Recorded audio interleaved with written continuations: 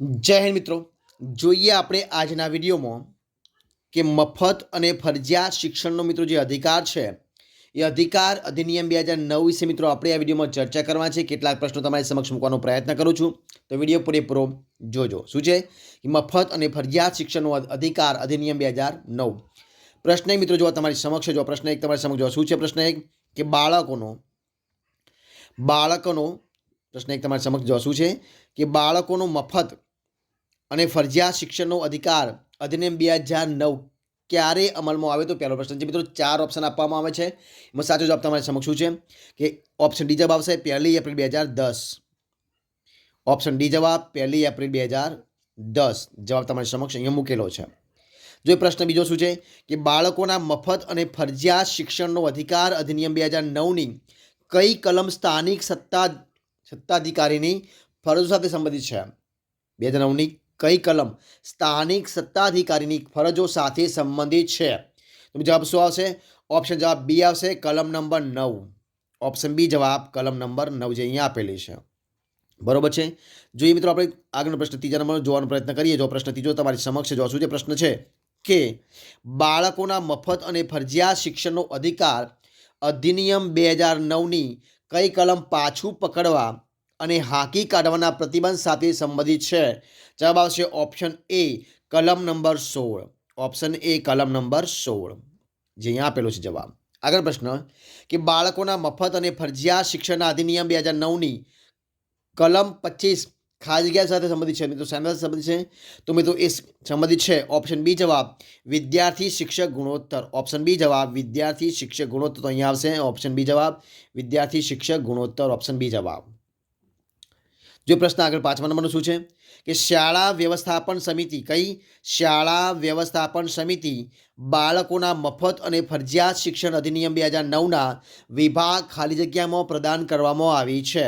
જવાબ શું આવશે? ઓપ્શન સી, કલમ નંબર 21. શું આવશે? ઓપ્શન સી જવાબ કલમ નંબર 21 જેમાં બાળકોનો મફત અને ફરજિયાત શિક્ષણ અધિનિયમ 2009ની કલમ નંબર 21માં થશે. ઓપ્શન 21 એટલે કે ઓપ્શન સી જવાબ થશે. ઓપ્શન સી જવાબ.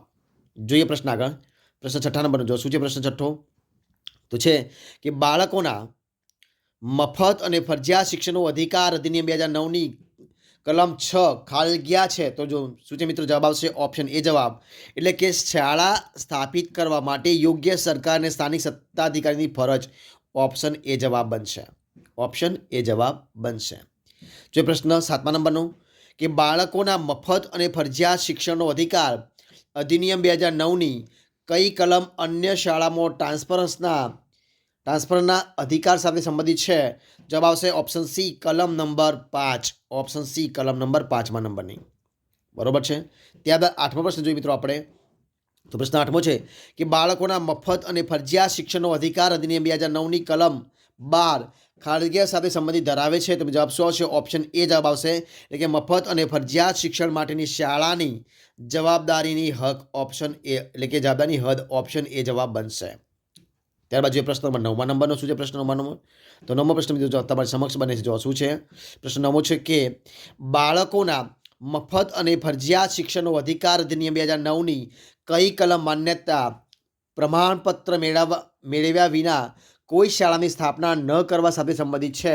તો જવાબ બનશે મિત્રો ઓપ્શન બી, કલમ નંબર 18. ઓપ્શન બી, કલમ નંબર 18 જવાબ બનશે. ત્યારબાદ પ્રશ્ન 10મા નંબરનો કે બાળકોના મફત અને ફરજિયાત શિક્ષણ અધિનિયમ 2009ની કલમ 10 ખાલી જગ્યા સાથે સંબંધિત છે? તો જવાબ શું આવશે મિત્રો? ઓપ્શન સી જવાબ આવશે શિક્ષકોની ફરજો અને ફરિયાદોનું નિવારણ. ઓપ્શન સી જવાબ શિક્ષકોની ફરજો અને ફરિયાદોનું નિવારણ. એટલે આ પ્રમાણે એનો જવાબ બનશે. તો જો તમને વિડીયો ગમ્યો હોય તો લાઈક કરો, કોમેન્ટ કરો, તમારા મિત્રોને વિડીયો શેર કરવાનું. છેલ્લે ચેનલમાં નવા હોય ચેનલ સબસ્ક્રાઈબ ન કરી હોય તો સબસ્ક્રાઈબ કરવા વિનંતી છે. ફરી એક નવા વિડીયો સાથે મળીશું. ત્યાં સુધી બની રહો. જય હિન્દ, જય ભારત.